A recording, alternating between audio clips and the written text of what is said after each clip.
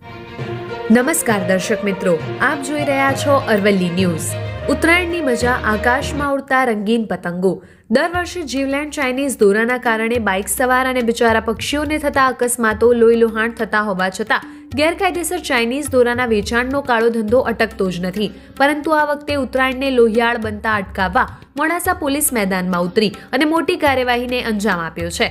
મોડાસામાં ઉત્તરાયણ પહેલા જ મોડાસા ટાઉન પોલીસે બંધ ગોડાઉનમાંથી પ્રતિબંધિત ચાઇનીઝ દોરાનો જથ્થો ઝડપી પાડ્યો છે। પ્રાપ્ત માહિતી મુજબ મળેલ બાતમીના આધારે મોડાસા ટાઉન પોલીસની ટીમે ગણેશપુર ગામ તરફ જવાના રોડ પર સ્થિત બંધ ગોડાઉન પર રેડ કરી હતી। આ ગોડાઉન સિઝનેબલ ધંધા સાથે સંકળાયેલા તારાચંદભાઈ પિતાંબરદાસ શાહનો હોવાનું જાણવા મળ્યું છે।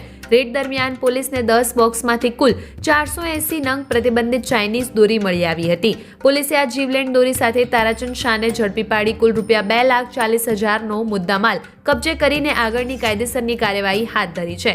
ઉત્તરાયણની ખુશીમાં પ્રતિબંધિત ચાઇનીઝ દોરીનું વેચાણ કે ખરીદી બંને ગુનો છે। ત્યારે મોડાસા ટાઉન પોલીસે સ્પષ્ટ કર્યું છે કે શહેરમાં ગેરકાયદેસર ચાઇનીઝ દોરાના વેચાણ કરતા વેપારીઓ વિરુદ્ધ વધુ કડક ચેકિંગ હાથ ધરાશે અને દોષિતોને કોઈપણ રીતે છોડવામાં નહીં આવે।